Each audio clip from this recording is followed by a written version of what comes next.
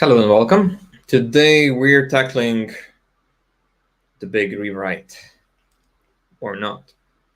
We're definitely going to look for alternatives, and the word tech debt will be mentioned a lot of times today. Today I'm alone, but there will be, if you're super excited about last week's episode with, hang on, I just heard something. Am I echoing? Am I echoing? No. Okay. If you're super excited about last week's episode with Adrian Stanek, we will be definitely hosting a lot more episodes together on the topic of engineering culture. I did say originally that this theme will be about refactoring, but it seemed like expanding it just a little bit to engineering culture makes it a little bit more meaningful, because a lot of teams don't do refactoring and they want to, and it's not really a skill problem but a culture problem. So I figured that would be a better name for it. But I did promise it's going to be called refactoring, so I'm sorry, I changed my mind. So welcome everybody. Angel, Angel.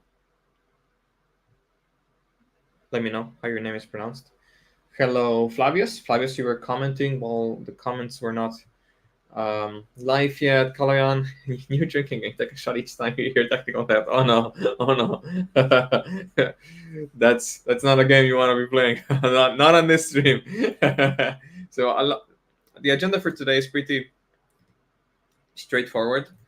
Um, we'll be handling, so if you follow my content, I handle the pillars of leadership, strategy, and tactics. And today we'll be looking at those pillars essentially in the context of technical depth, or perhaps just from the perspective of engineering culture, which is the whole point of this theme. Agenda for today, number one: what drives rework, rewrite, and change? Like, why do we want to rewrite things? I think that's important to understand. Number two: building a culture of refactoring. So, if you just talk about it, that's not going to get us anywhere. Like, how do we actually build a culture?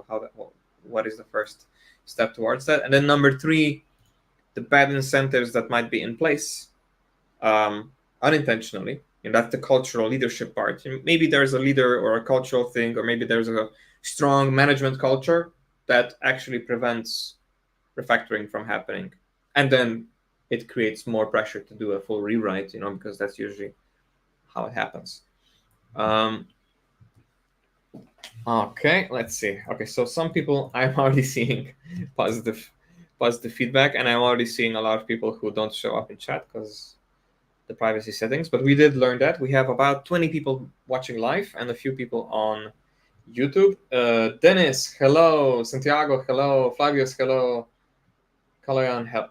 Perfect. Thank you all for showing up. Thank you for being on time. This is now going to be our regular time. So I pushed the book club a bit up. I pushed the stream a bit down so that I don't have to be stressing so much on just managing two calls at the same time. That does mean that the stream is maybe a bit longer, but I will be focusing on the main content into the first 60 minutes. So that out of the way, we are preparing a new stream next week, and perhaps even next 2 weeks, with Adrian about new topics about engineering culture. We will definitely be targeting what the skills and a skill complete team, what it is, and eventually a conversation about trunk-based development. Balaj, if you're in chat, thank you for all the comments last week and this week on code reviews, pull requests, and trunk-based development. It's great to have an awesome active community who send me DMs, and like the best feedback for me is that after I shut the stream down, like, you DM me with, "Oh, I'm so excited! I got all these new ideas. What do you think?" And that's the best. That to me, that's a sign that we're doing something well. So thank you so much. So let's dive in. I'm more of a wait. Hang on. How do we do this? This news layout? No. This way. Okay.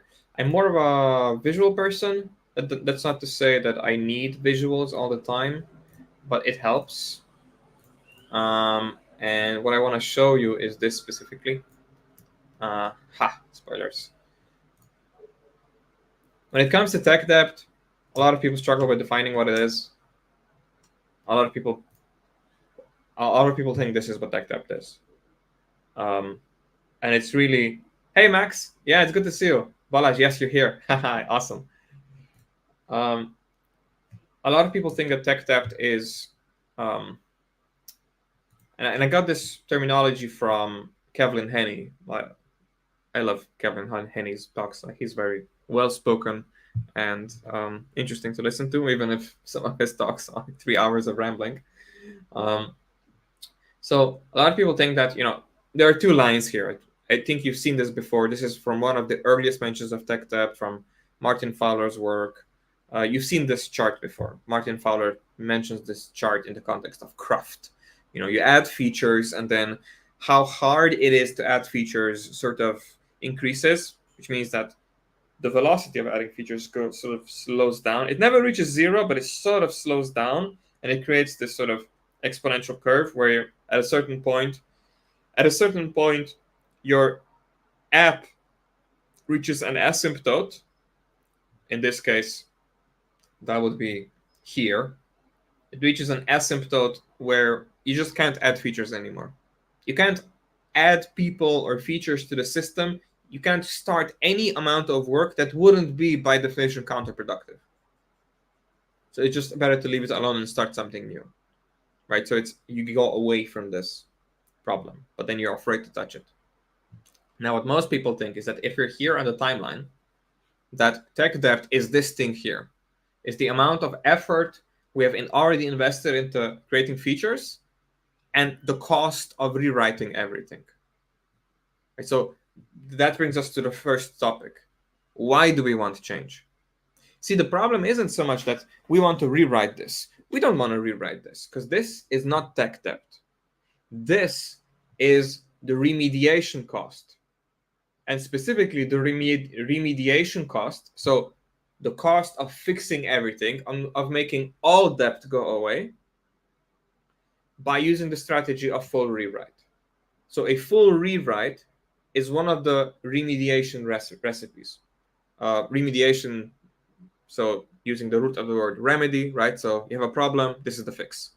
But the remediation only fixes, like it's just, if you have a heart problem, remediation is the sort of transplant option. It's like, okay, just replace the organ with something equivalent, but it's going to be extremely expensive because this procedure of replacing is very invasive, as a full rewrite is. So this is, yes. Hello. Hi. You got something? I'm dropping this off. Thank you. Thank you. Love you. Love you.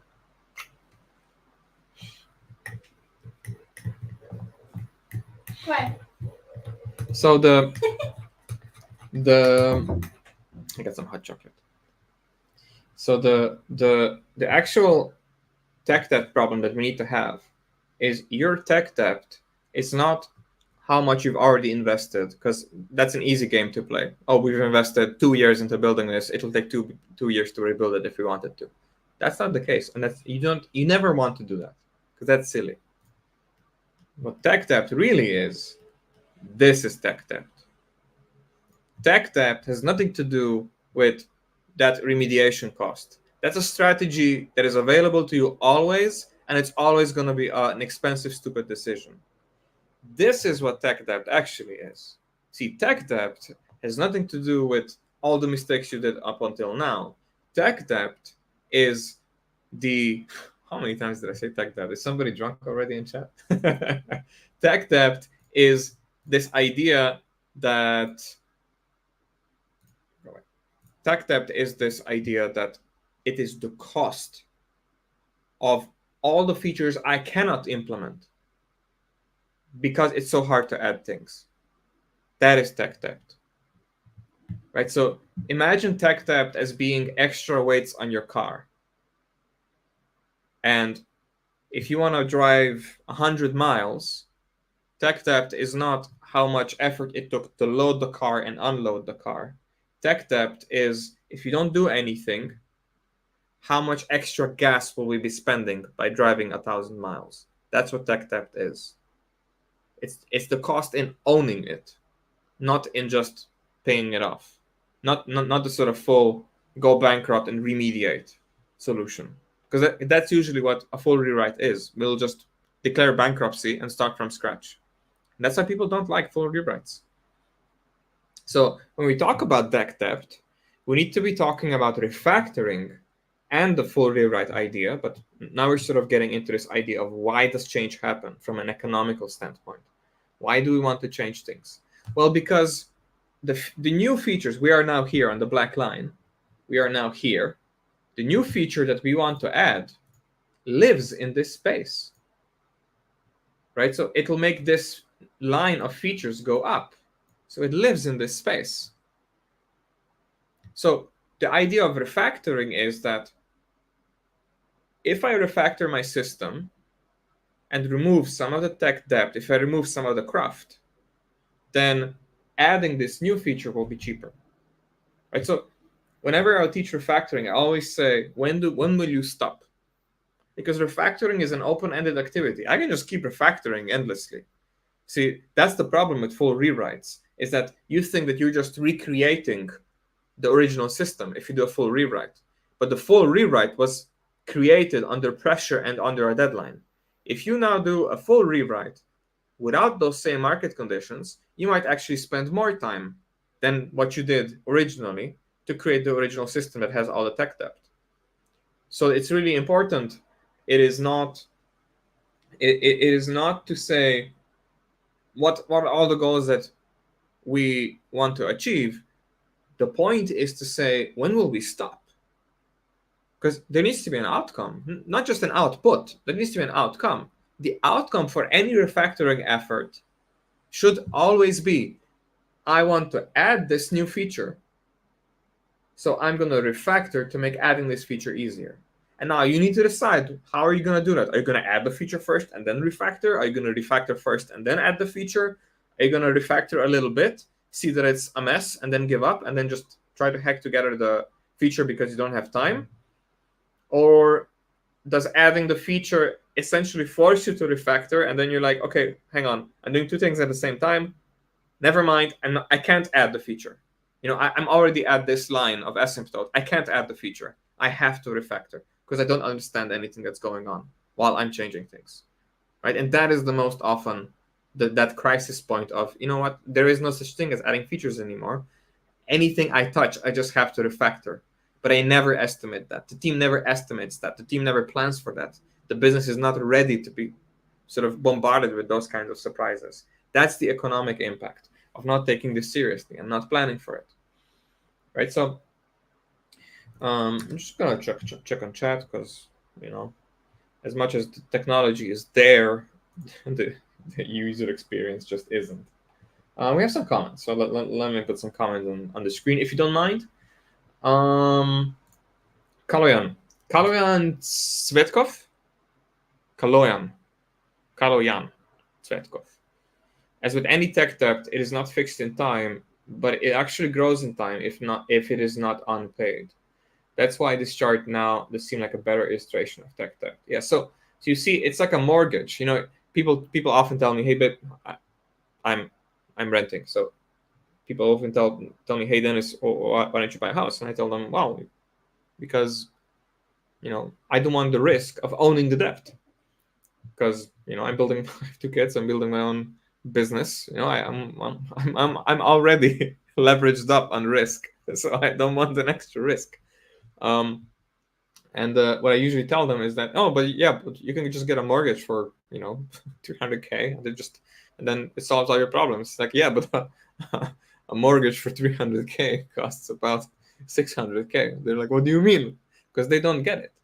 Because they don't differentiate the money they get immediately, the cash flow they get, and the the debt that they take on, right? So there's a difference between debt and cash flow, right? So you take on debt so that you have immediate cash flow. That's what you do with a loan. That's what you do with the mortgage. And this idea is the same, as Kaloyan mentioned, is that it is not so much that you have immediate cash flow, because you want to take on tech debt like that. You want to take on a good, healthy tech debt where you say, you know what, I'm just going to do it rough and dirty right now. I don't understand where this can go. I don't want to speculate with architecture. I'm going to decide this later. But I'm going to take a note that we made this mess. And then I'm going to go to market. And then while it's on market and the marketing team and the product team is gathering feedback for the next 4 days, I will have 3-4 days of slack time and I'll pay off the debt now immediately. right? So it's an amazing short-term decision where I say, okay, we need this campaign for Black Friday. I'm like, okay, let's create the Black campaign for Black Friday, and then I'll pay off the debt immediately afterwards while you guys work on something else. The worst way of adopting tech debt is when you say, oh, I'm going to do that, and then right after launch, instead of paying off debt, I start working on something else. And even worse, if that thing also accumulates debt like this, because like, oh, if we just take on debt, we can just keep taking on debt, and we just keep moving fast and keep moving fast and keep moving fast and keep moving fast and keep moving fast, and then this bubble grows, grows, grows, grows, grows, grows, grows, and then you come to the point when you say, okay, now if you want to add a new feature, we need to pay this off, and I lost track of it, so I'm assuming we need to pay all of it off, or sort of have a, recapitalization of what this even represents anymore. So I need to analyze even how large the mess is to see if we need to hire somebody to manage the mess. But the change is important here. And I wrote on this on, what am I sharing? A tab? No, I'm sharing just the tab. I wrote on this recently. It seemed to be quite popular with you guys. Kent Beck reposted it. Where I posted about this idea that, like, forget velocity. You don't want to track velocity. You want to deliver before the requirements change. And Kent Beck left a very, very smart note saying that not only do we deliver before the requirements change, but we need to deliver so the requirements change. And this is such a smart move, because usually what happens is that you want to respond to change. Hang on.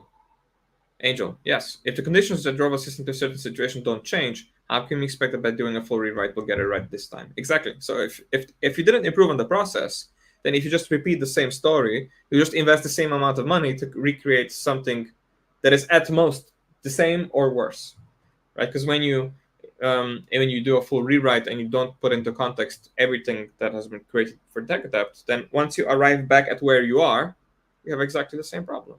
The next thing you will create will produce TechAdapt, right? So that's a silly way of going about it. Great of you to pick up on that. Right, so here in this post, I highlighted this idea that it's not so much that change is bad, it's that not being able to act to change is what the problem is. Right, so that's why people hate this idea of, oh, I want to add a feature, and I'm like, no, I can't. Sorry, we need to do something first, because there is pain involved, right? So we need to learn something. We need to adopt new challenges. It's like, oh, okay, the system is much more complex. If I am now considering doing a full rewrite, why am I doing that? How did we come here? Did we learn anything from this? That's the important question. So this article focuses on this idea that changing requirements is important, and requirements will change. And sometimes the requirements change because it takes too long. Right? So sometimes a stakeholder requests something in Q1, and if they don't get any feedback within the next month or weeks, or even sometimes as fast as days, then they will change the focus because they can see that, oh, I'm getting no feedback, so there must be no progress. So I'm just going to micromanage and refocus efforts to somewhere where I can get feedback. So sometimes, even though you might have a Jira ticket that says, oh, this is a large project and we need this, if there's no feedback, management might change course because they might misconstrue a lack of data for very bad delivery. And I mean, in software, lack of data is bad delivery, right? Because in lean processes, what we really want to be careful about is to not create an inventory. We talked about this last week on the pull request. We don't want to create code that isn't merged, that isn't reviewed, that isn't deployed to production the moment it got created, the moment it's valuable, the moment it provides some contribution, positive contribution to the value stream. Like, if you ask yourself the question, if I take this piece of code and I deploy it, will I make things worse? If the answer is no, you should deploy it, even if nobody needs it, just so it gets immediate feedback from the market. And maybe the feedback is, nobody cares about this. So if the feedback to a change to production is nobody cares about this, then stop working on any derivatives of this feature. because obviously somebody missed the mark. Maybe it's product, maybe it's product debt, maybe it's not technical debt. Maybe you have too many features. Maybe there are so many features in the system that people aren't aware that they exist. AWS had this problem early on where they had just so many services that nobody knew what they were. So they needed to start educating and investing into education and certifications so that you could hire an architect who knew what existed, and then you could start using it. In regards to refactoring, I like this idea that we mentioned earlier. Hang on, where am I? Yeah, I'm gonna go back to. I'm gonna go back to this. Yes. So in terms of refactoring, wrong one. This one. In terms of refactoring, I like this idea that tech refactoring is just taking tech debt seriously and saying, I need to add a feature, so I'm gonna invest some portion of the time I need to build a feature to make the feature easier to build. And ideally do that separately, right? So I'm either wearing my refactoring hat or my creating new behavior hat. And my personal preference is refactor first. Kent Beck wrote a new book on this very topic of tidy first. Sort of trying to gauge a idea of, and this is our last topic on our agenda, this idea of capital efficiency, right? So if code is a liability and my ability to change the code is my efficiency, that is where productivity comes from. Code that is written, millions of lines of code, that is a liability. That will always cost me money. The revenue is generated by the outcome users get by using some part of the code, not all of it. It's very unrealistic that you have a revenue stream and it needs all millions of lines of code at the same time, all the time.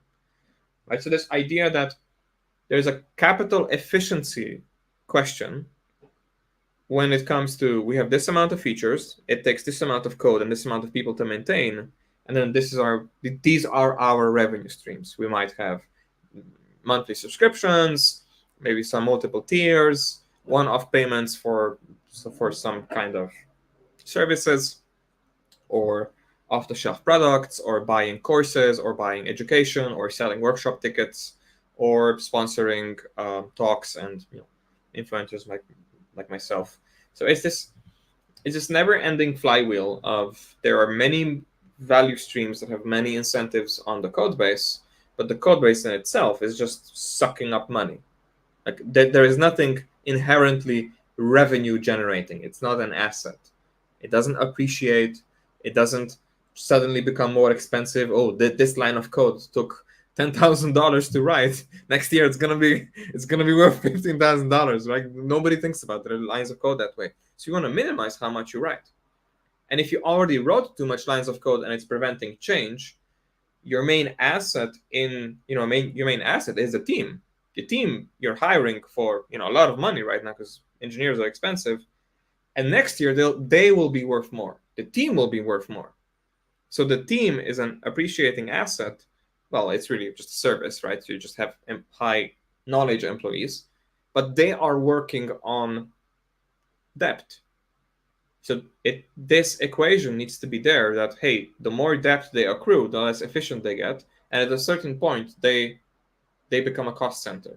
Just having them around costs money because all they're doing is just managing the depth. Right? That's the important capital efficiency question here.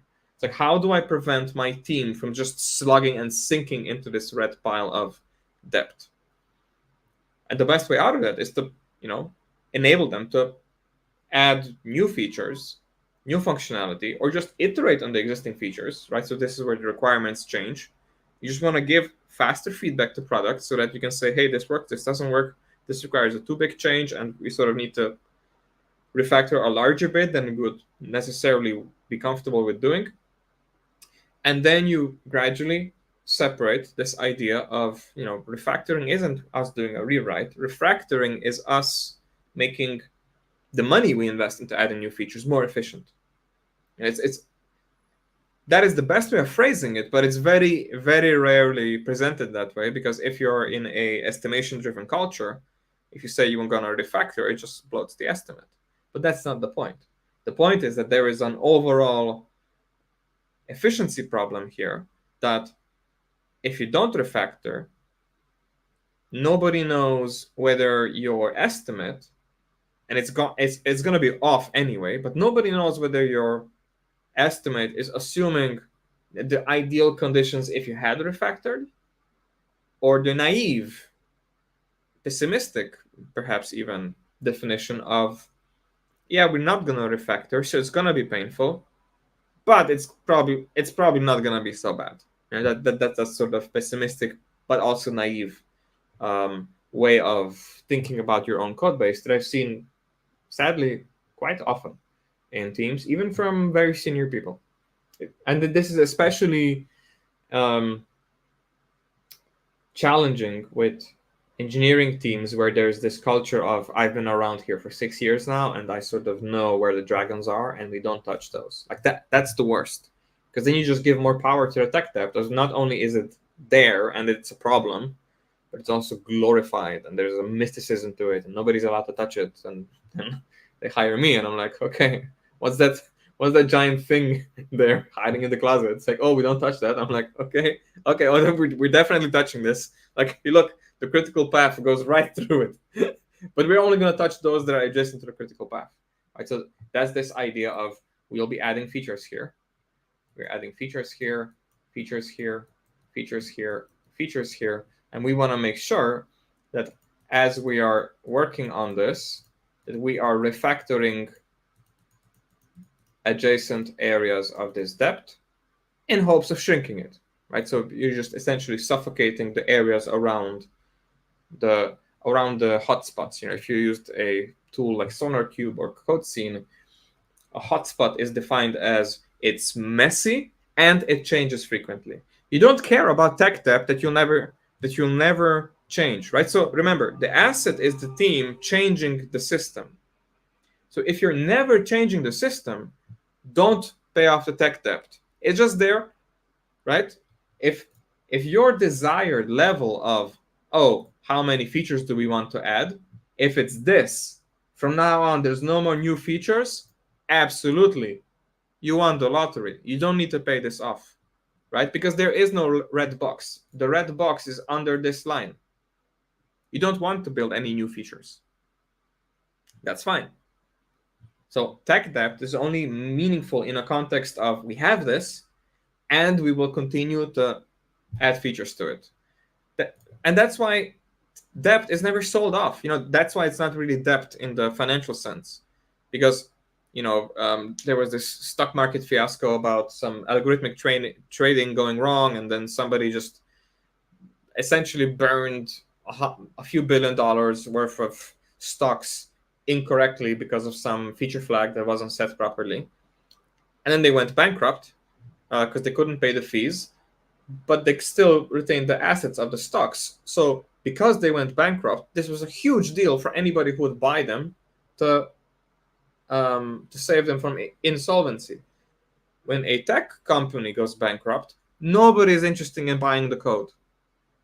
Like, very rarely. Maybe if you're having some machine learning data, some models there. But usually, if they get bought for the data, for the user data, not so much for the actual software. Unless the software does something really interesting. Or that's usually just like one critical subsystem. So usually when startups or companies go bankrupt, the debt is gone. Because nobody's interested in paying it off anymore. Because nobody is adding features to that system. So that's important to understand. It's not financial. It doesn't work it doesn't make the same kind of sense as you would with money. Because we're not talking about something that you own and then appreciates. We are talking about just something that prevents you from adding new features. If you don't add new features, then there's no problem.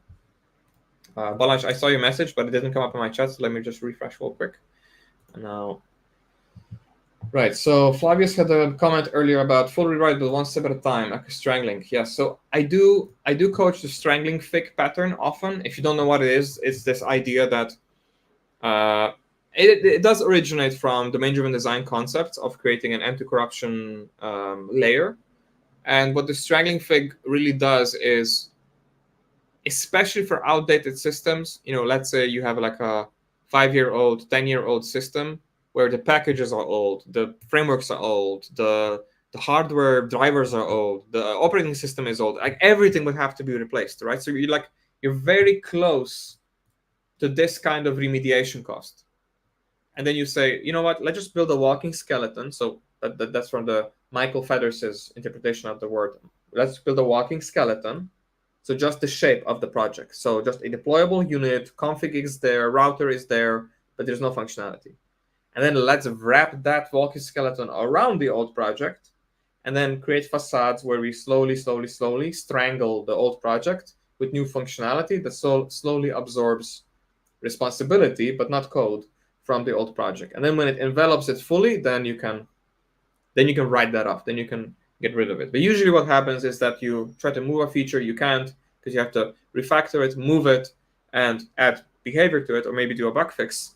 So what you can do is you can just fix it in the new system with new tools, with better unit testing strategies. The old system might not be test covered, and then you just fix that first, and then you just make it backward compatible, and then you slowly absorb functionality from the old system, which you now understand and have test covered, and then you delete the old system, right? So that's the gradual refactoring approach with the strangling fig pattern to rather than doing a full rewrite. And that's usually whenever I coach a team, we start strangling, and there's like strangling fig this and strangling fig that. And I am working with a PHP company right now, and there's like multiple versions of PHP everywhere because we're very aggressively upgrading the system. Because if it takes more than 3 months to upgrade the system, the version we're upgrading to then becomes end of life. So like PHP becomes end of life, I think, every 3 years for LTS, and then the rest of the versions come out in 6-month cycles.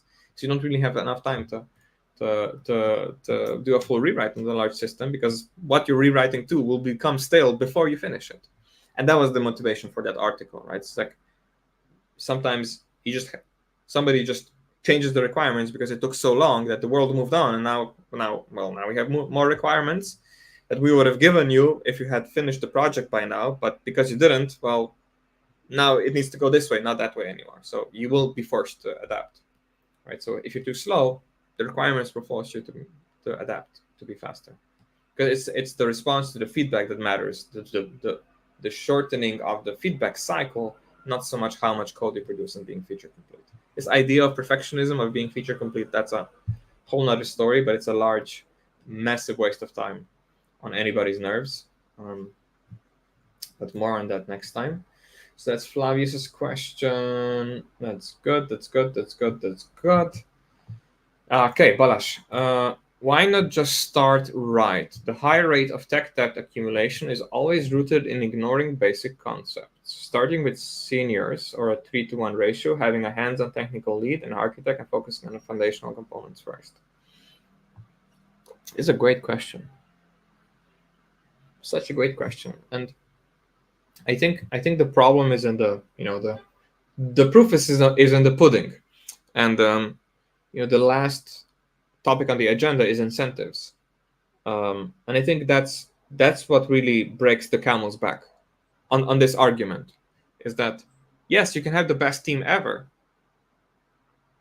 but perhaps the organizational incentives are not in place. See, because you say, why not just start right? Well, there's a large chance that right is not the best thing for the customer. Right, so whatever your level of understanding, right? So you start off a project. Am I still in Excalibur draw? Yes. Right, so hang on. What do I need? I need these two. Right, so you might say your level of knowledge is something like this. Your level of knowledge about the product is something like this. Right? And the deadline is here. Now, obviously, you cannot make decisions here. Hang on, that's ugly. You cannot make decisions here. So you have a curve here, which says, there's a curve which says we will accumulate knowledge the further the project goes, and there will be a plateau. Like there will be a knowledge plateau at some point. And that's what most scale-ups struggle with, is that we stopped learning because we stopped making experiments and risk. We stopped taking a risk. And there's this other line again, this diagram is, I sort of yonking it from Kevlin Henney's talk. I don't remember which one, but I will try to look him up. Is that the amount of time you have to act on your knowledge is like this. Right? So here on the far right, you have the best amount of knowledge, but you have no time to act on it. Right? So it would, just looking at the diagram, it would seem that the best decisions happen here. Right? And that's why this idea of why not just start right fails often, because this idea of starting right happens here. So you have a lot of time, right? You have this illusion that, oh, we have the entire budget, we have the entire timeline, we have the entire roadmap in front of us, but you have the least amount of knowledge if you're learning. If you're not learning, then it's even worse. Then, the time just goes down and your knowledge stagnates, right? So, and that was the other point in that article. It's like, the point isn't stagnation. See, we have this problem and then we're burning money. The solution to that is not stagnation, because stagnation can't keep up with even just basic inflation costs. So you want to be focusing for growth. You want to be focusing for learning. You want to be focusing for, okay, this works right now.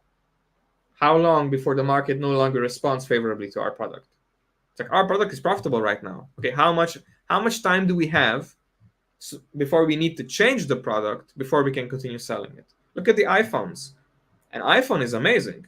An iPhone back in what, 2010, let's say, was amazing, but they're no longer selling them. The phone is still good, but it had a shelf life of, well, yeah, but everything's sort of moving faster, and the users change and habits change and our complexity changes. So as the market evolves, we have sort of 6 months, maybe 18 months to capitalize on any version of the iPhone, and then we have to move on. Then we have to build a new one, which is different and better. Now, it doesn't have to be better in all aspects, but it sort of has to match the expectation of what does better mean next year. I wouldn't say it's fashion, but there is this idea as well with your products. If your company survives 10 years, then the definition of what better is will improve over time. And that's the thing you have to learn. That is the knowledge that's being accumulated. The users are changing. The market is changing. Your ideal customer is developing new habits and is developing new needs, and you need to learn how to serve them. The mistake of doing everything right the first time creates this illusion that, oh, if you just plan long enough, we just plan. It's like, oh, that's not enough planning because we don't know enough. Okay, so let's plan this much. Oh, that's also not enough planning because we don't know enough. Okay, let's plan this much. But now you spent half of the budget planning and you have nothing to show. So you now have a huge plan, which might be perfect, but you have no time to execute. So yes, the product might be extremely good, but you will not meet the deadline. And you might not even make it in your budget. You might build it halfway and then run out of money and then ask for another investment round, fire some people. The new engineers that come on, even though the original engineers had good intentions, now the new engineers disagree with what the original, make it right the first time version was. Plus, now it takes so long that the market has changed. So now chief of product and the CEO want to see changes in this plan because it took too long to bring to market. So now it's stale. Even though it was perfect, it was a level of perfection that never really met the test of time on market conditions. So it's being changed before it's being finished. And that's what you want to avoid. You want to avoid changing something before it's finished. Or even better, you want to finish it as soon as possible so that you can change it. Right? So you don't want to over-engineer it. I also like this from the YouTube channel, No Boilerplate. I do wholeheartedly recommend it. Is this idea of definition of done, the cult of done. Done, the point of done is that once we're done, we can go do other things. That's the definition of done, right? So this idea that if it's a mistake, cool, at least it's done. If it's a success, cool, at least it's done. Now we can learn and now we can decide, okay, are we iterating on this or are we doing something else? And that's a very healthy way of looking about product. And the worst thing you can do with product is trying to make it right the first time with a lot of seniors, and then it takes too long to market. Like if the seniors are seniors because they iterate fast, then this is a very healthy setup, Balash. And hang on, you did have a no wait, that's somebody. Quite often requirements are not clear, so you start with one set of requirements that end up with something different a year after. Yeah, this is exactly that. And I would like to highlight. Wait, who is this? Mind if I mention your name? Oh, I can't see you here. So the idea is that yes, sometimes it takes a year, but the context is important. Like the definitive area of the context is really important, because you mentioned here something, then end up with something different a year after. Yes. Why? Well, because it took a year to deliver. Right? So this idea that just do it right the first time is great if you cut scope as well while you're doing it right. But then by definition, it won't be the right thing. Right? By definition, what you want is just to admit that you don't know what will perform well on the market. So what you want to do is you want to defer commitment as much as possible. You don't want to make key decisions here. Right? So this is, let's say, this is the level of learning. This, right? I need a, can I, no, we didn't connect. We didn't connect. Let's connect. Let's connect the dots. Poof. Yes, okay, it works. See, this is the area of learning. Right? So here you don't even want to build the right thing. You just want to maximize the amount of learning. The more you learn, the higher this large curve is going to be. Right? So you can decide where this goes.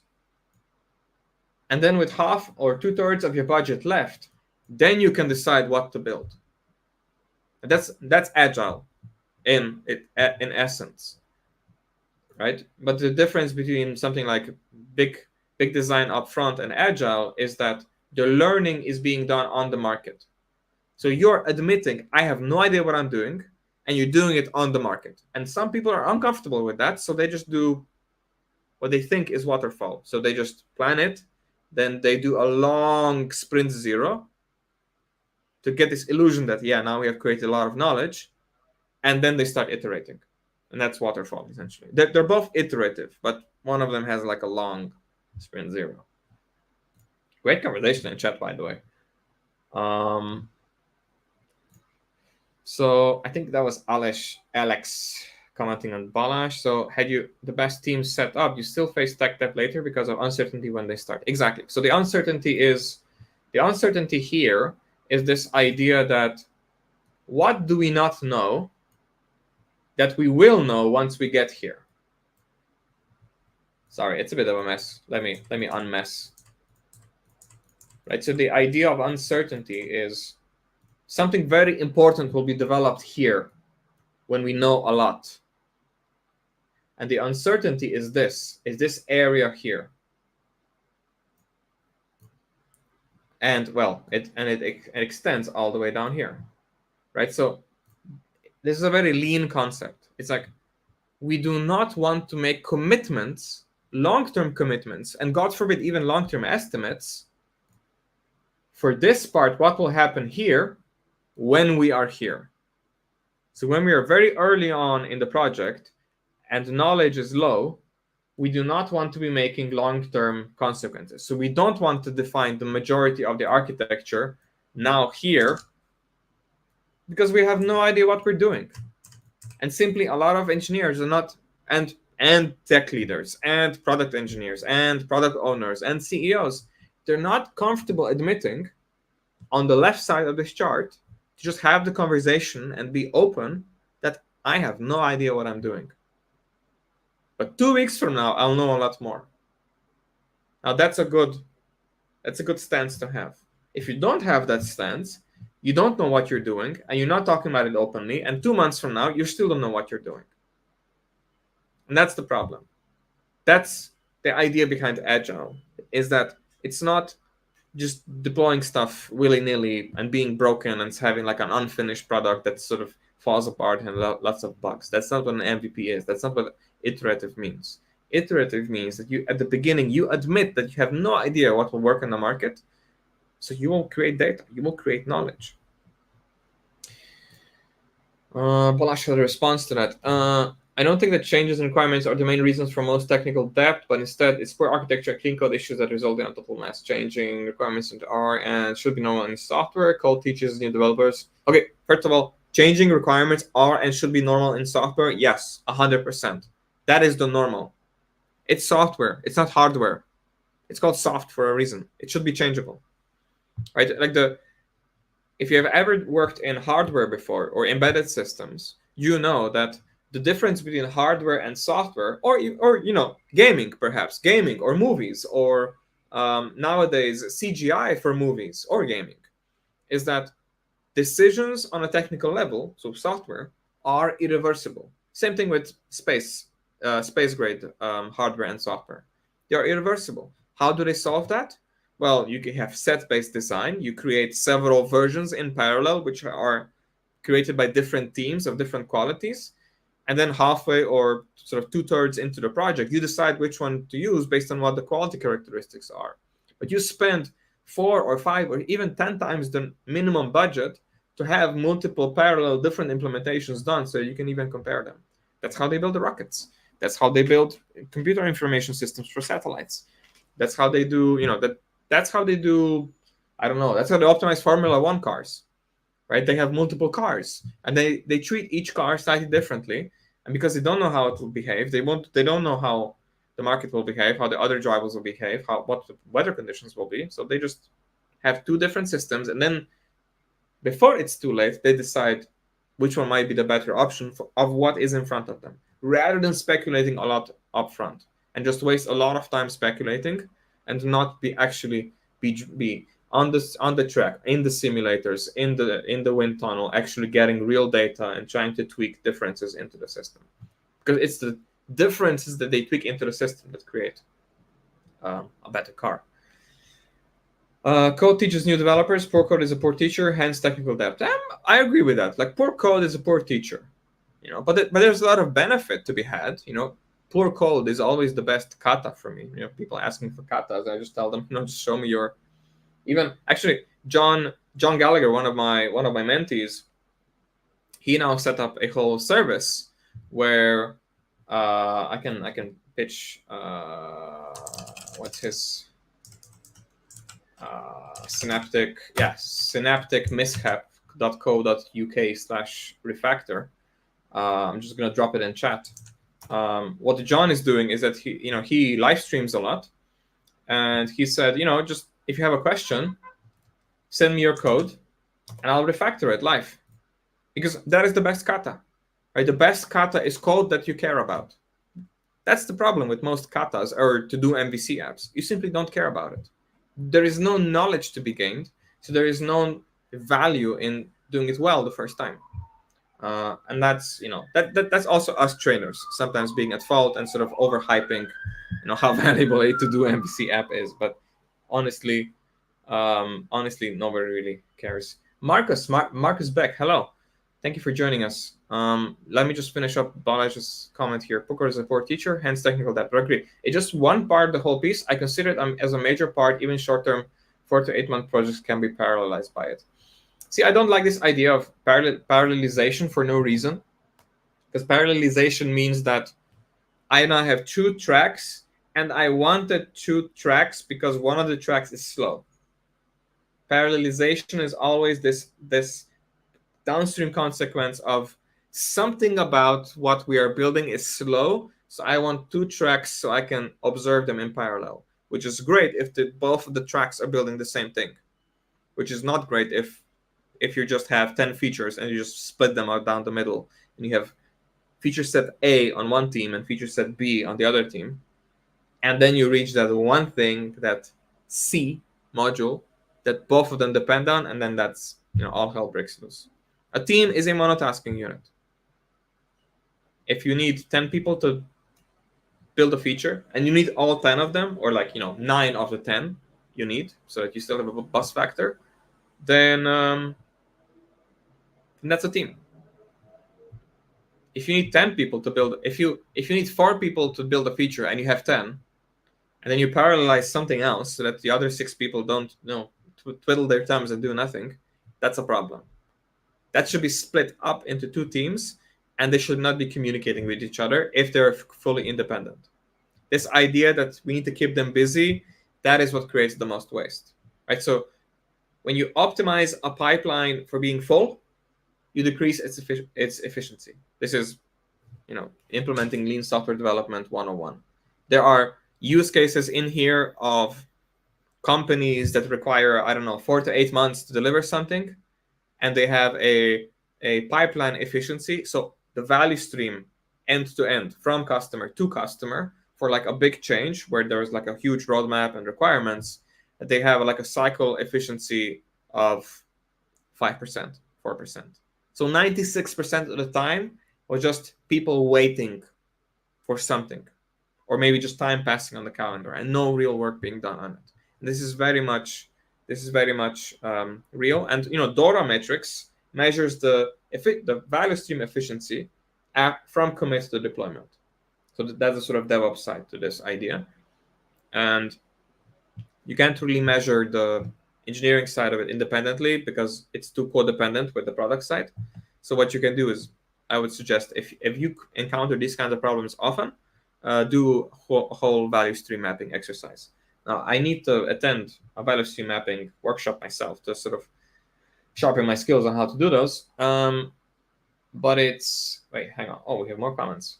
But it's definitely a good exercise because measuring anything outside of the context of we are serving customers is a huge waste of time. And that's also, to go back on your comment, Balazs, when we're talking about incentives, the incentives should always be we are serving the customers better. The incentive should never be, the engineering team has less tech debt. Because so what? If the engineering team doesn't have any new features on the pipeline, then it's okay we have tech debt. So it's meaningless to measure it. Right? We need to understand, we want to make this big change, but we never say yes to this big change because we have all this tech debt. Right? So the real debt is all the self-censorship that's happening. I want to use this new framework. But I can't, because I could never change this. I could never change my system to be compatible with that. Or, we're on MySQL version this and that. We can never upgrade to MySQL versions because, all the tech debt. So it's not really the problem of the pain that happens while you're doing it. The problem is the self-censorship that happens when you say, we're just never going to do that because it's just a too large problem in our code base. That's the real problem. That's self-censorship. Somebody had a comment on this, but changing a prototype is bad. Prototype is here to throw away afterwards. Yeah, I agree with that. Now, sometimes you want to change the prototype when you're essentially doing agile and you build a prototype and you immediately notice that there's a problem, but it's still, the user base is still active. So you change the prototype while the user base is active and you start A/B testing. So I would take your comment with a grain of salt. It's like changing prototypes is bad. Yes, it's bad if you're doing it for no reason. But if you're getting valuable market feedback, then just keep changing the prototype and see what feedback you get. Because, what is that? Getting feedback from the market. That's the area of learning. That's creating knowledge. And ideally what you want to do, you always want to be in the area of learning. Now, with some people, you're not just going to have an IQ of 5,000 if you just invest, 2 years into area of learning. This will have a normal plateau, right? Like the area of learning goes up and then it flatlines. Now, we don't know when that is, but the idea is that any product built up here on the plateau will be much better than one that was planned into infinity and perfection from down here at the base where, you didn't even understand who your ideal customer is, let alone what product they need. And if most products that are planned here, you will notice have a lot of features that this customer here during adoption doesn't even use anymore. And you've probably seen products like that. You buy a product, it has 40 features, and then you, as the ideal customer, you only use 2 of them, and it's not even one of the primary features. That is a typical sort of non-agile way of building systems, and that is a symptom that you can easily pick up on. And maybe your company is working like that. I don't know. If you are, call me. So I have this comment thing going on. We have about 15 more minutes before I'm gonna wrap this up, and I am gonna hunt down all of the messages that I missed because we have a little bit more time today. So that's that. I don't know. Like I can't see certain comments. I'm really trying my best. Let's click this button instead. Okay, so calling it area of calling it area of learning sounds better. Love it. Thank you, Marcus.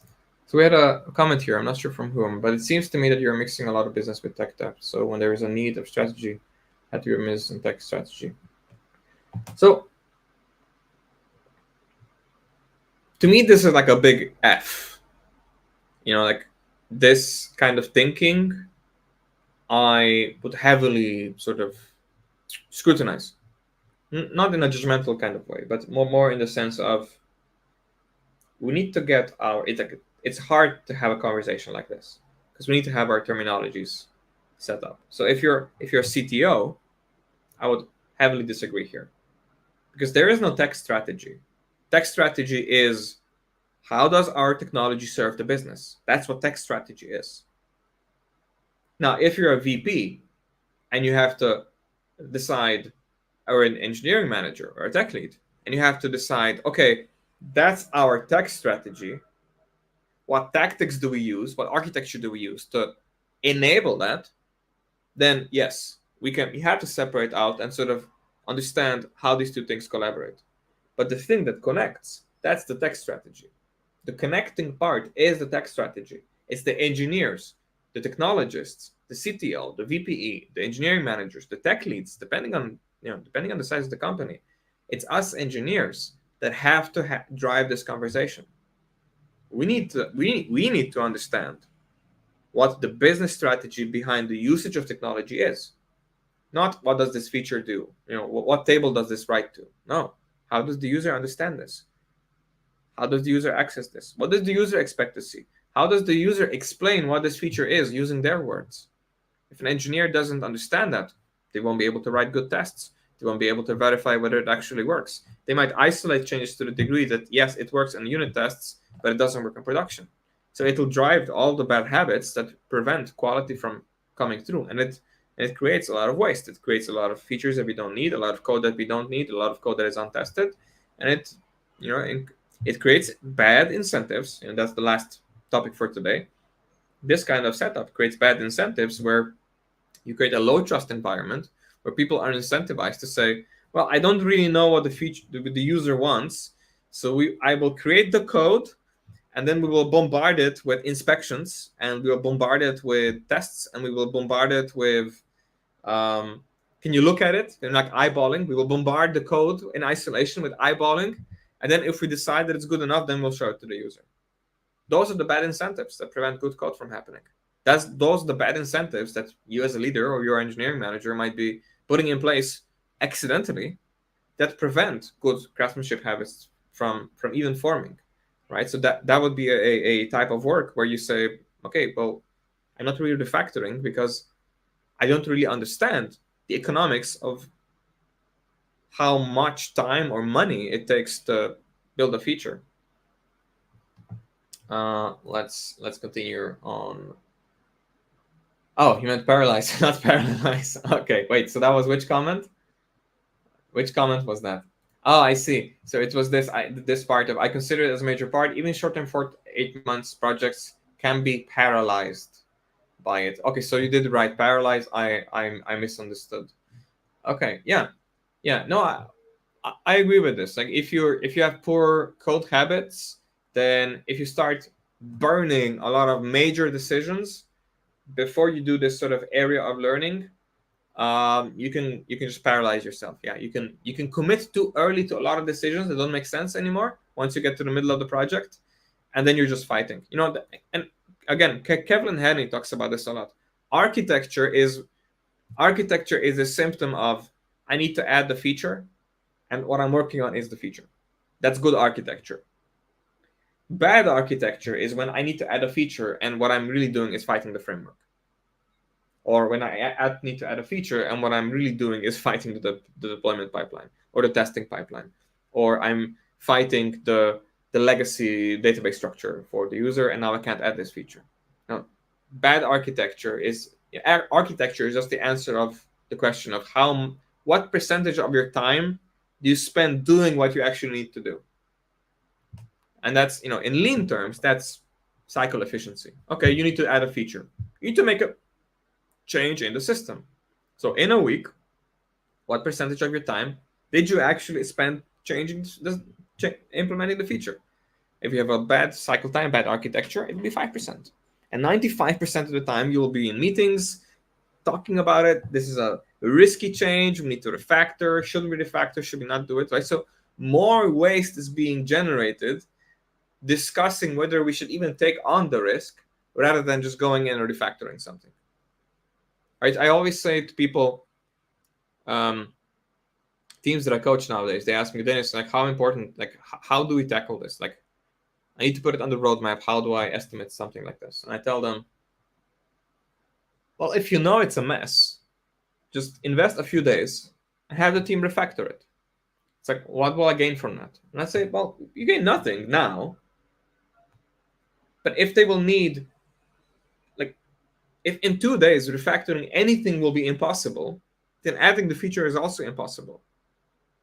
So you will know now in 2 days whether this feature is impossible this quarter.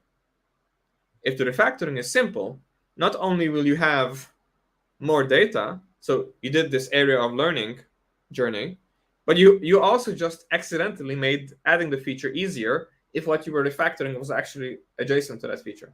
So I always tell tech leads who are sort of burnt out having estimation discussions, if it's really important, just invest a day for refactoring and see how hard it is. Just open up, that messy thing, and start refactoring. Call me, let's refactor it together, and I'll help. I'll help with the tactics of, you might not know how to refactor well, but you know what the system should be doing. And usually what happens is that they want to do this for every feature on the roadmap, and those features that they say, no, I don't even want to invest 1 hour or 1 day refactoring, you immediately know that those are low-value features that should just be cut from the roadmap. Because if they don't want to put a number on it, if they don't want to invest into learning, then probably the feature is not important. It's just somebody's wish list that accidentally made it onto the roadmap. So it's product debt. It's not technical debt. That's product debt. That's somebody with access to the backlog, and they shouldn't be having access to the backlog. Yes. So I don't know who this was, but this was a great comment. Thank you. I will need to check up later on the the anonymized Max. Yes. Well, I think LinkedIn needs a serious factor in some parts suffering from these annoying bugs. Yes. So what's happening to me is that I know that StreamYard doesn't have comments for people who have their privacy settings set to the highest, which makes sense. You don't want, without your permission, to have your information shared with the public. I agree with that. No problem there. But then when I go to the stream on my own onto LinkedIn, I don't see some of the comments that I do see here. So I have no idea what's going on. Maybe I'm just looking at the wrong thing. Let's see what's going on. How do I get there? Let me get to the event. We are going to wrap up slowly. Very active in chat today. Thank you so much. I will just move it over here to my article just to tease you a little bit.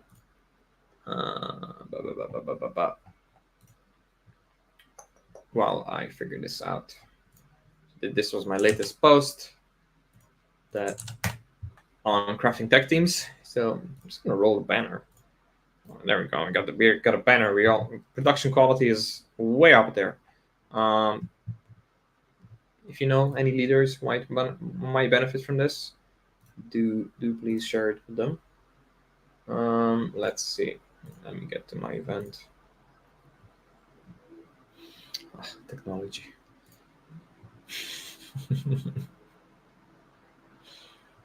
Okay, so we are live.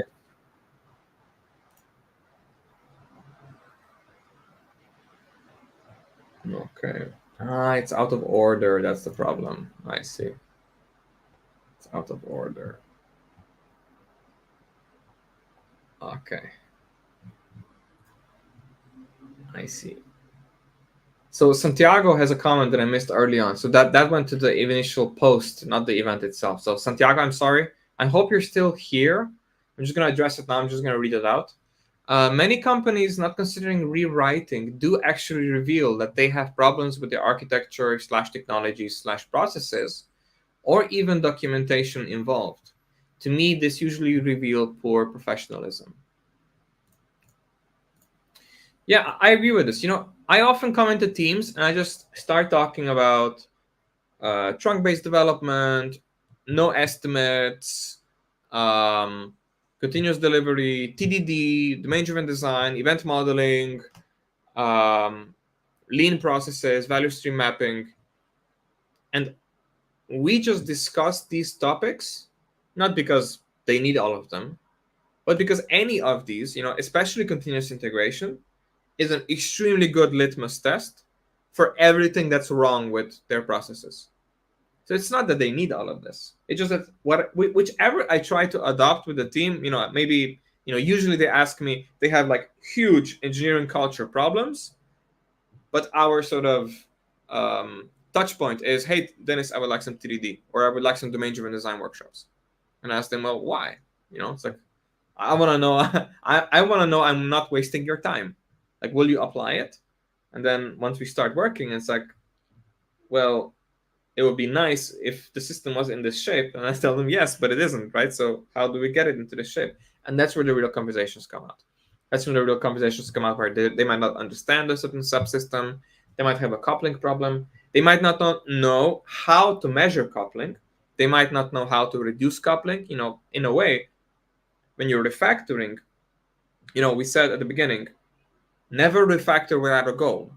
Your goal is adding a feature, and I am consciously not working on the feature. I'm refactoring to add that feature because I'm constantly calculating, okay, I know how annoying adding that feature is, so I'm going to refactor until I get that feeling of, okay, now it's easy enough, now I should work on the feature. That's one thing. The second thing is you need to be able to, you need to train yourself, or hire somebody like me who will train you, on how to spot code smells.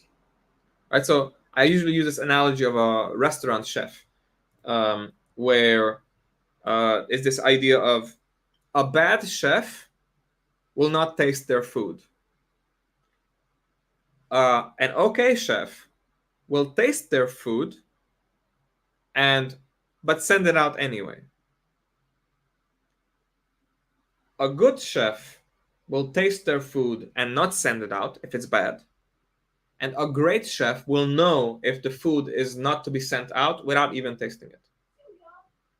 And every now and then they will taste it. But they won't waste time tasting all of them because that's impossible and unfeasible.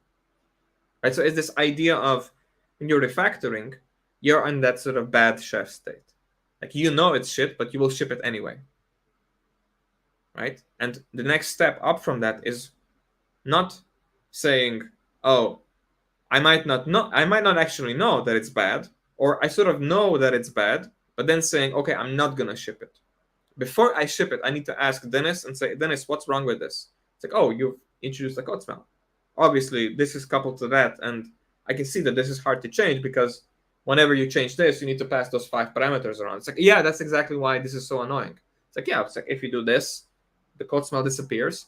You add 2 smaller code smells, but I think this is better than that. It's like, yes, yes, it feels better, but I didn't know how to express it.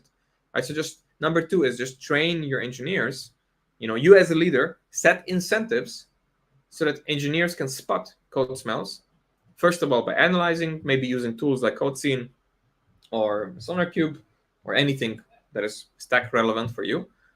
And then later on, so that they can spot it just by eyeballing through a piece of code. It's like, oh, this is blah, blah, right? This is coupling. This is feature envy. This is primitive obsession. This is shotgun surgery here. Oh, it's like, every function in this repository is prefixed by employee, and we're in the user repository. There's something not right here, right? So that gets you to pure object-oriented concepts. If that's what you're interested in. If that's not what you're interested in, then you can look into function purity or immutability. Okay, What are you writing tests for prototypes? Where those prototypes are here for testing behaviors user, where will change a lot? Yes, definitely. Yeah. Prototypes should be test covered. Because the thing is, you want to test cover everything that you will be putting in front of a user and you will create knowledge with. So you might want to cut on scope of a prototype or the quality of, let's say, the cosmetics. But if you're going to make changes to it, the worst thing I want to do is I'm in a rush. So I'm building a prototype and so I will not test. But because I'm in a rush, I will make changes to it because I'm in a rush. Now, if I don't have tests, then I can't make changes to it fast. I'll have to manually test it every time I do it. And at a certain point, I'm moving so fast, the system is so simple that I could make changes to it in 5 seconds. It's so simple. I could just make the test and upload it to the server. Maybe it's that simple of a prototype. But because I don't have tests, a 5-second test change might take me 10 minutes to test manually. So then I would want tests for that, right? And if it's really simple and it doesn't have a lot of infrastructure, then testing is easy to do, right? So the more hacked together the prototype is, the easier it is to test, because your test can be more invasive with a prototype. You should then, you shouldn't say I will test less because that's a waste. You should say, if this is a prototype and I'm gonna throw it away, I'm gonna make my tests more invasive. I'm gonna make my tests control all the infrastructure, or be end-to-end, or test behavior and implementation at the same time, because I just want to move that fast. But testing is always valuable if you're going to make changes to the prototype. If you're not going to make changes to the prototype, I will be very, very inquisitive about your goals of that prototype. Generally, prototypes, somebody's A/B testing something with a prototype, and usually when they get some data, they're like, "Oh, well, that didn't work as planned. Can we change this and try again?" Like if that just happens once, the tests have already paid for themselves. But again, your mileage might vary. Maybe I think the proof is in the pudding. If you're in an industry where this is nonsense, then maybe tests can be maybe what you say testing behaviors is not the same as what I have in mind. And when you say writing tests for prototypes, maybe you have end-to-end tests in mind or unit tests in mind, and we just differ in terminology. Definitely like to talk more. Thomas, is this you? Because I don't see you on the chat. Yes, Thomas, this is you. Okay. So you also had a question, Thomas. In what point do you change from a prototype to a real app? That's a great question. Oh, yeah, we have this here. Yeah, in what change do you change from prototype to a real app?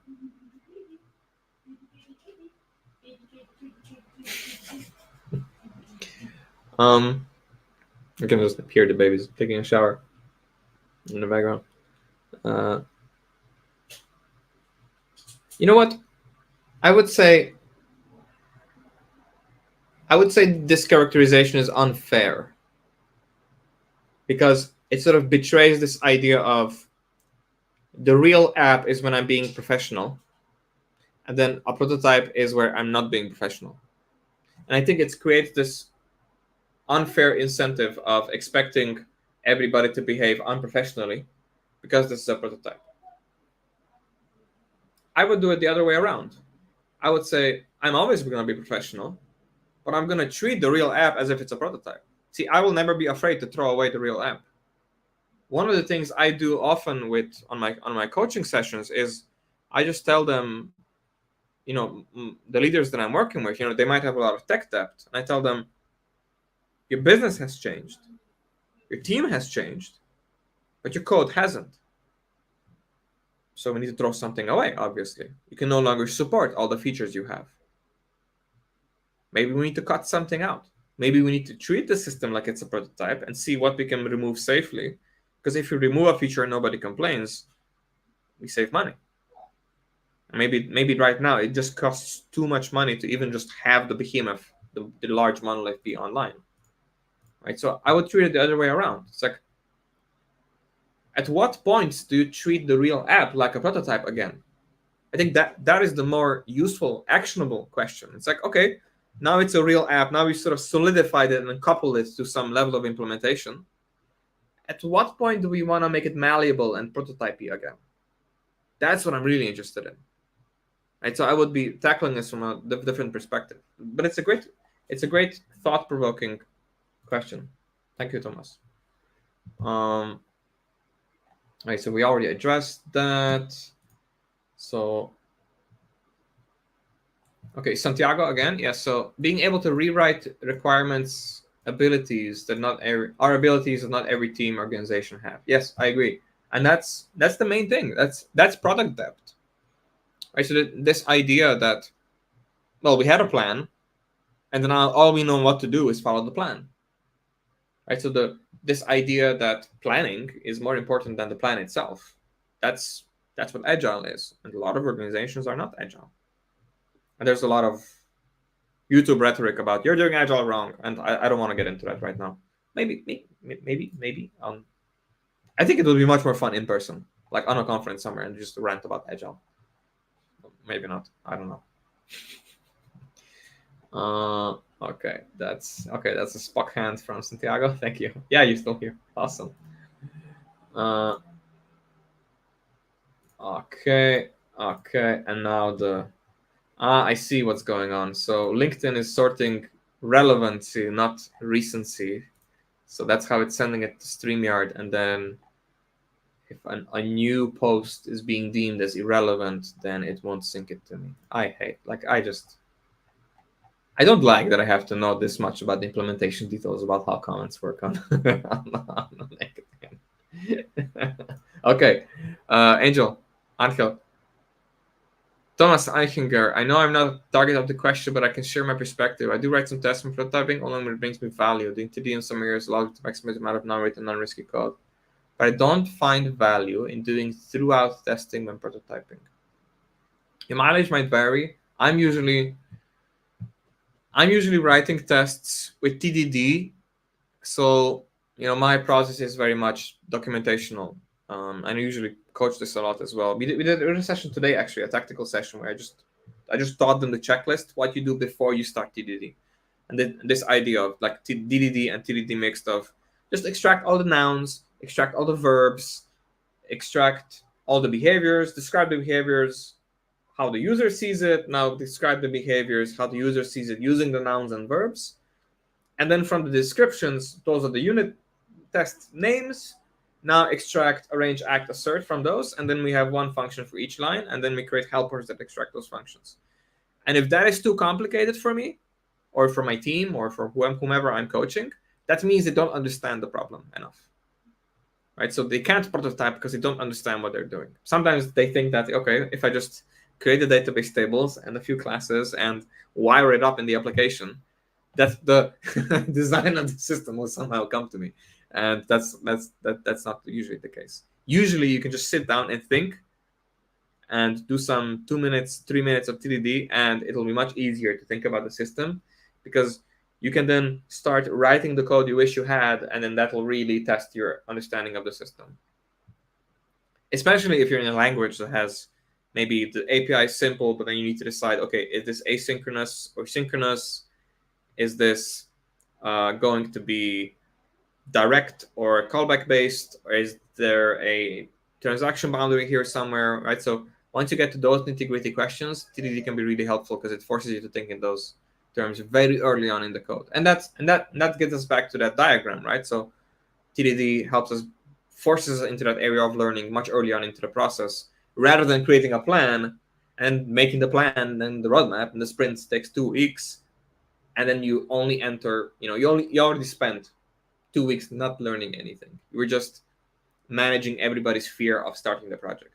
The project should be started day one. That's the whole point. If it takes you 3 weeks to make a decision on whether you should start a project or not, I don't think you're moving fast enough. Good response. And I don't mind that you're answering each other's question. I love that you're being collaborative and you're networking in chat. That's very welcome. Does anyone measure the time, how long it takes getting requirements from a roadmap to definition ready to start implementation? Yes, so there are quite a few metrics on this. I did post on this recently about engineering productivity, but these are not the most important metrics, actually. When I coach, so one of the leaders I spoke to last week, we had this conversation about setting KPIs, and I told them, look, last quarter's roadmap, you implemented maybe half or maybe a third of what you had planned. Measure that. Measure how much of the roadmap actually survives the roadmap, the quarter. If it's a quarterly roadmap, everybody sort of bombards the roadmap with their wish lists.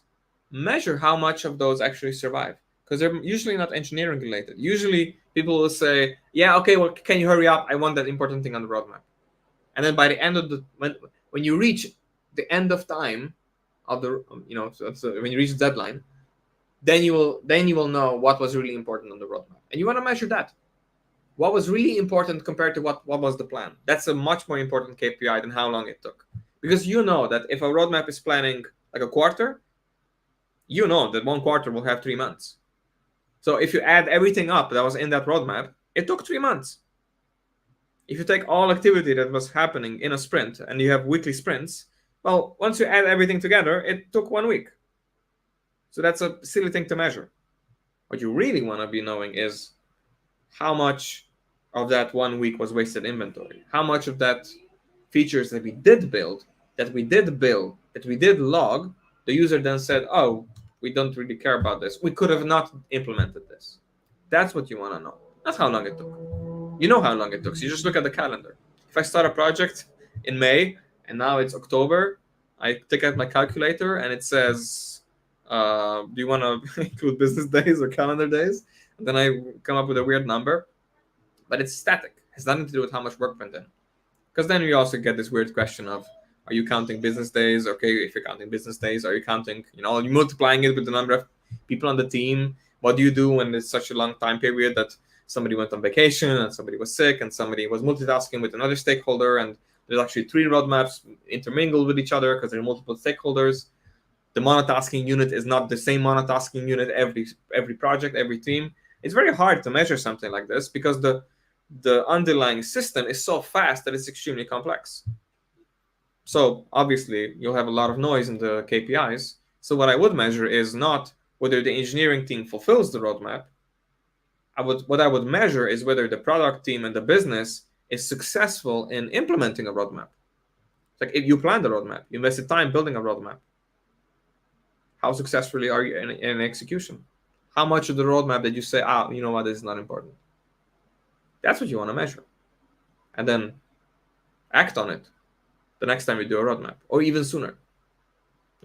Maybe do it on the halfway point. Check, okay, does our roadmap still make sense? No. Okay, let's just cut this out, cut that out, and let's focus on this. That's how you learn. Great question. So the real app, I think that's Thomas again, yes? The real app is when you're taking the architecture for the use cases for the business or technical smooth, and a prototype is when you take a strategy architect, use it, and only very fast working. So I think the way you're using the word prototyping is, doing a spike. When you say, okay, well, I don't want to build the main use cases the expensive way that is like high security, high governance, yada yada. I just want like a little proof of concept that survives contact with the real user. I would say build both of them to the same degree, but that's not a prototype. A prototype is something cheap. So a prototype by definition should involve no code. So prototyping should not involve engineering effort. If you're involving engineering effort, which is possibly the most expensive part of your pipeline, you're not prototyping. So the waste is already there. The engineer is what's expensive, not the quality of the prototype. Right? So if you can do a prototype with like Google Forms and Zapier and low code, no code, like AI tools that create a landing page in 5 minutes, sure, yeah, I wouldn't discover that. But if it's an engineer doing the prototype, there's no difference. It's not a prototype anymore. You're wasting a lot of engineering time. You're creating code. The best thing you can do with that code is throw it away, but it's extremely expensive. Right? So the question is, you're throwing all this money at the prototype. Wouldn't you rather build it cheaply with some weird non-coding related activities? And ideally not the engineer. So have a product person set up a prototype, or maybe the tech lead or the CEO or the CTO in a startup, if they're more hands-on, have them do the prototype. Oh, now my face is partially covered. How do I best do this? How do I, what layout works? I think this is still the best layout, no? But then I'm flashbanging you with content that's no longer relevant to our conversation halfway through the call. Let's see. Yeah, let's just have this on the, let's just have this in the diagram, huh? This. Oh, you can see it because I'm showing this. Yeah, let's just have this on the diagram. Okay. Again, Thomas, that's just my opinion. I agree with certain industries. There are regulatory requirements for what a real app is versus I will do an experiment here that doesn't require those requirements. But I would say those are two different processes, two different pipelines, and it's more of like a business decision to say we're doing product research here, and here we're doing engineering. If the process is so compartmentalized, I would say that one of these two is not engineering. And I would sooner say that the prototyping is real engineering, and then that compartmentalized, regulated, very heavy process thing, that's just coding. But it depends. Like I don't want to be too judgmental here because I don't know your use case. And then I think, Balázs, I think this is in response to that TDD question. It depends. I mean, if it's each test any change, no need to add for the prototype. Again, splitting hairs here. I think we all use a slightly different definition for the word prototype. Functionality within the system architecture to all the necessary changes new ones that makes it possible to write clean tests. Their tests will serve you long term for every future change. It probably will be even easier to write and maintain. Yeah, so I would say you bring this concept of longevity, like long term, short term. It's an interesting concept. Like, let me think about that for a moment. If I was building something short term, would I write tests for that? That's a great question. I think I would. Because I'm very confident in my ability to manage my time.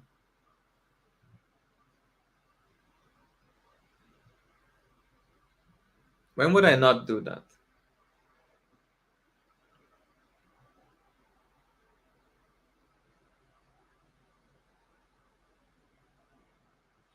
So I saw this recently in a video. I think it was No Boilerplate. I think it was No Boilerplate's video of you're doing agile wrong, and I will be writing on this soon, in the newsletter on crafting tech teams. So if you're not subscribed, by the way, I should have a subscribe link. It's in my profile. You know where you're all subscribed probably. I shouldn't be pitching this, not to you guys. Like you guys are awesome. That video had an interesting concept of. Just check it out. Oh no, we can't check it out because I know that I get YouTube ads, and then that creates a whole lot of problems. So we're not going to do that right now because I'm not prepped. The whole point of no boilerplate was with no estimates. So they said if the cost of planning is greater than the cost of failure, then you must not plan. Ethically, you must not plan. So if planning is this expensive and failure is this expensive, you should go with the failure and then plan. Right? So create knowledge first and then plan. Otherwise, you're just wasting time. So I would attribute that same kind of reasoning to this conversation now between Balázs and Angel. That if the cost of doing TDD and writing a test is greater than writing the code and having it fail, then I wouldn't write it. Right? So if I write code that I don't care if it doesn't work, I wouldn't write a test for it. If I just write code to write code, to just have code there and sort of see what it looks like, but I'm not going to compile it, I'm not going to run it, I'm not going to deploy it, then yes, I would not write tests for that. And I think when I had Jason Gorman on Jason Gorman is like a 40, I think, nearing 40 years of practice just being a craftsman and doing TDD and testing in general. He said, if it's not worth testing, it's probably not worth implementing. And I think that is phrasing it the other way around, what I just said, right? If the cost of the feature not working is low, then maybe it's not even worth implementing. But if it's not worth implementing, I'm definitely not writing tests for it, right? So if I'm building a prototype and I don't care if it works or not, then I'm not test covering it. If I don't care that if it still works after I make changes to it, I don't test cover it. If I just want to see what it feels like to write code in a system, if I just test what it would sort of look like, not even as a proof of concept, just as a mock-up of something, then I wouldn't write code for it. If I just writing code to send to somebody and then they figure out and then decompile it and then they figure out what I got wrong, maybe I write code and it doesn't even compile just so I can send it to somebody and then they figure it out, this sort of remote control programming, yeah, then I wouldn't write tests because then it will just prevent them from refactoring if I did my job badly. But this is a razor's edge. I personally work with teams that have real problems with real customers and they're on a tight budget. So they have real incentives to really get the ratio of quality and speed and building the right thing to get all of those things balanced well. And the only reason they called me is because that's not the case right now. And then that's what we're working on. So that's my professional bias. I'm always surrounded by teams where this is a problem. It might not be a problem in your team, but there's still some learning lessons to be had here. It's like, if this is not a problem right now, would you be able to spot if it's deteriorating, right? So if you're not building the muscle of testing whether it's a problem or not, would you be able to detect when it becomes a problem in your team, even though this wasn't the case 6 months ago, right? So if you say, oh, we have very good testing practices, so nobody's really paying attention to our testing practices. 6 months later, you added a bunch of new features. Are your testing practices still good, right? So this has to do a little bit with complacency. It's if you're not really conscious about what's going on into the process and you're not removing process and adding processes back regularly, then I would encourage some level of self-evaluation or introspection for the team, or at least for the leader, once a year, twice per year. I do this with my values as well, with my habits, with my morning routine. Once or twice per year, I evaluate. Yes, I set it up for the right reason. Is it still serving me? I'm very stubborn. I can be a very stubborn person. So if I say I'm going to do something for my morning routine, I will do it, even if I just notice that I'm just doing it because I always do it, not because it's actually serving me. So knowing that I'm like that, I reevaluate some of my regular things once or twice per year because I don't want to continue doing them if they don't serve me. And I might not even be able to notice from day to day that they don't serve me, but I might be able to notice from, on a longer time frame. So it does connect together with Balaj's comment here about longevity. Similar to my cholesterol problem, I suppose it depends on the prototype, scope, timing, and the area. Yeah, I agree. The context is important here, and what even is a prototype, right? Like, is it quick and dirty, or is it an MVP? Is it no code? Is it low code? Is the engineering team prototyping, or is the marketing team prototyping, right? So that's also. I don't think I work faster using TDD. Yeah, so if you're prototyping and you're doing TDD, I would not use the word prototype. I would just call that version 1. If I'm doing event modeling with a team and we start from the right side, I say, that's version 1. Let's hack together static, no database. That's just us getting projections onto the screen. Maybe that's a prototype. I call it version 1, and I do test cover that. Because I don't want my prototype, I don't want to throw away my prototype if it's useful, obviously. So if it's useful, then it will remain in the code base. So I want to make sure that it's test covered. Awesome. Let me check today's agenda. Let me check today's agenda. Where are we? It's this one. Did we cover everything? What drives work? Build a culture of refactoring and bad incentives to create no refactoring culture. Yeah, so these two we covered. Build a culture of refactoring. Okay, so when should you refactor? I think I got these questions a few times. Let's end on that.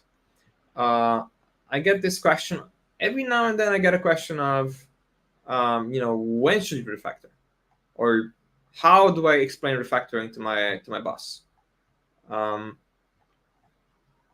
I think the right way around this problem is not thinking about refactoring as you would about a full rewrite. Oh wait, you can't read because I have it highlighted. There we go. So I would say, don't think about refactoring as doing a full rewrite. Think about refactoring in the context of the next feature you're building. Right? So you should be asking yourself, is the next feature I'm building super important, risky, or expensive to build? If yes, you should refactor before tackling it. Because you might want to refactor so that you can more easily test it. You might want to refactor, if it's a big change, you might want to actually refactor because the change is not just functional. The change might be so large that it is architectural. It might change how the underlying infrastructure, I usually call this, are you building a district in a city, or are you changing the main road, the layout of the main road? Changing the layout of the main road, that's architectural. Adding a new district to a city, that's just expansion. Right? So if your feature is expanding the capabilities of the system, you might not need to refactor. If the change is architectural, if you're changing the layout of the roads to some degree, or the layout of the roads of one district that this district is adjacent to make room for another subway, there is a point where this analogy no longer makes sense. But that is then an architectural change. And whenever you're doing an architectural change, I would urge you to refactor those areas where you will be making architectural changes. Because you might want to change the shape of the tests, you might want to change the shape of the coupling, you might want to change the quality of the coupling or the direction of the coupling. Maybe you have one module and now it becomes two modules, so you might need some inversion in between. You might be messing. Your domain layer might have grown so much that it sort of absorbs application responsibilities, and you might want to decouple that into like mini chunks of maybe extract new value object that wasn't there before, so that you can share it with multiple microservices. That's usually the case with like anything identity management wise. So building a culture of refactoring, mostly for you tech leads out there,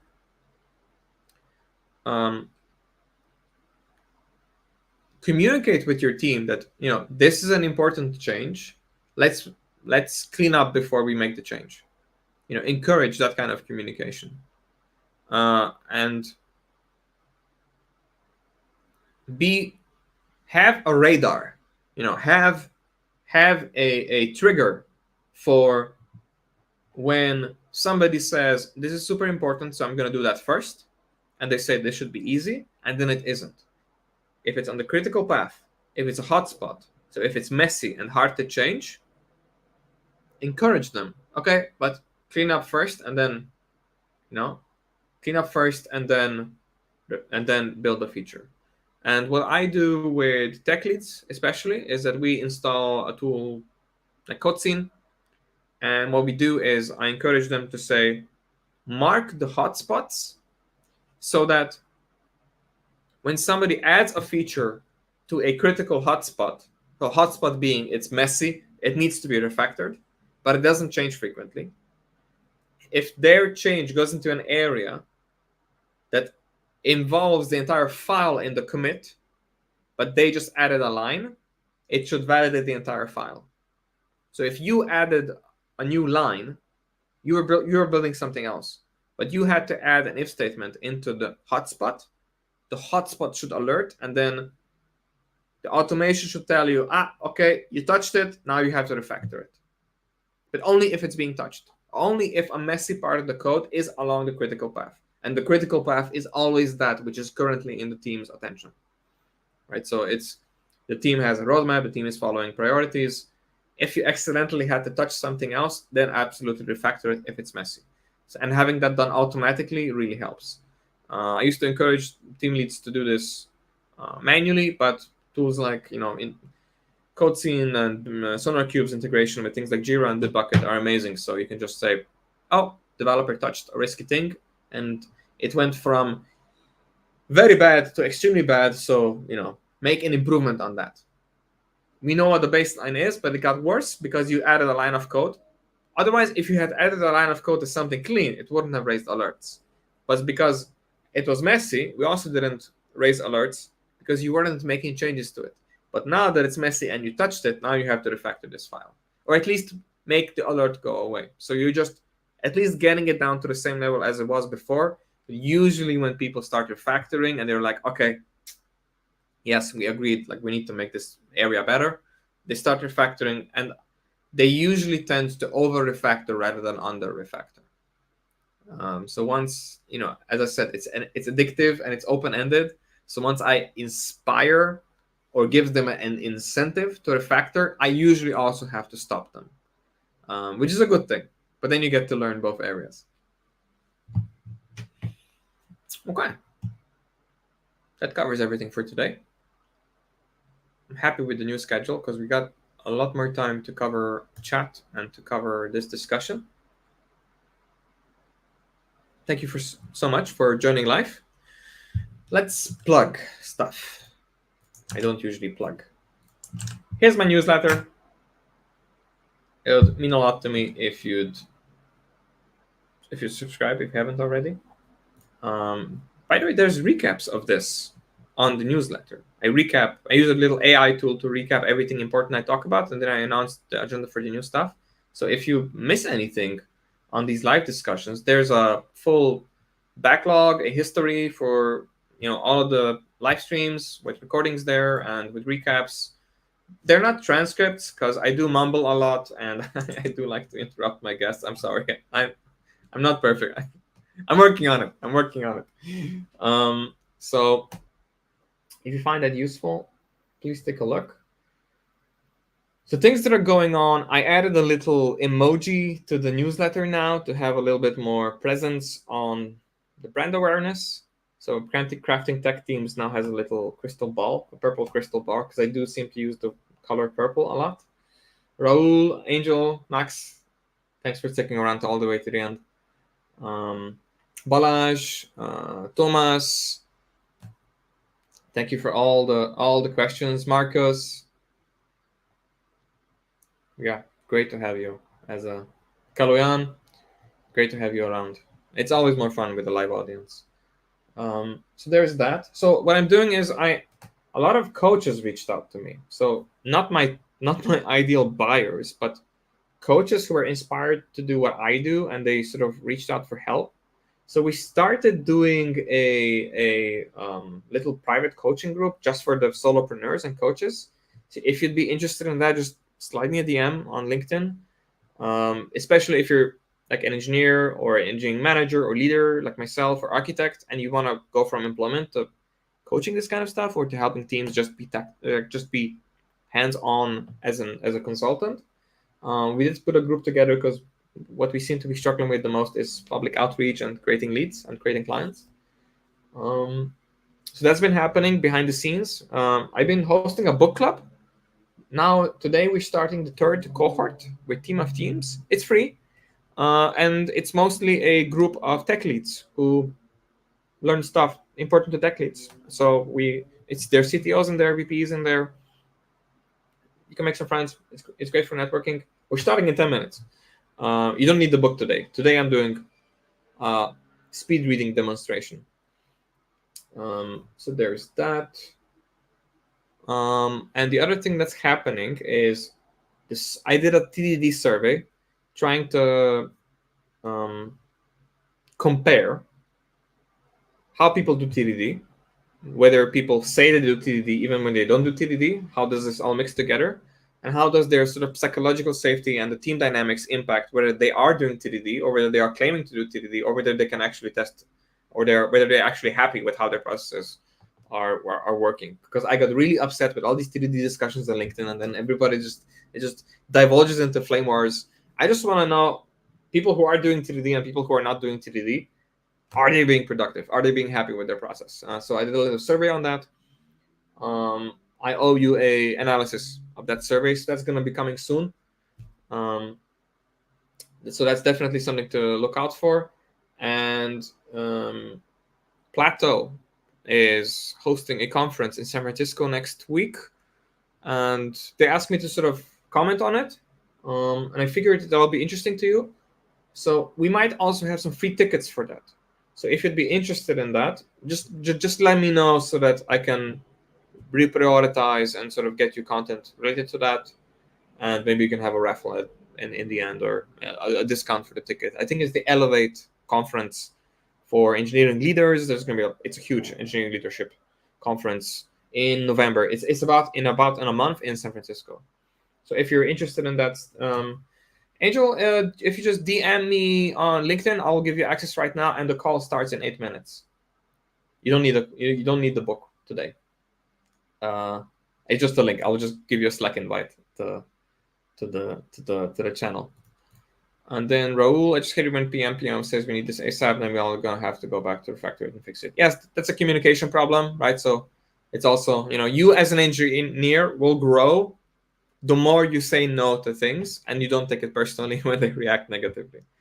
That's 90% of the coaching that I do, right? So that's why I say I'm not an agile coach. I don't teach you processes. I don't teach you tools. I help you be a better human, a better professional, because it's just you preventing 90% of all your problems is just coming from you. So if you learn not to cause all the problems for yourself that you don't like, that you don't attract, that you might not want to attract, then life becomes a lot easier. So there's that.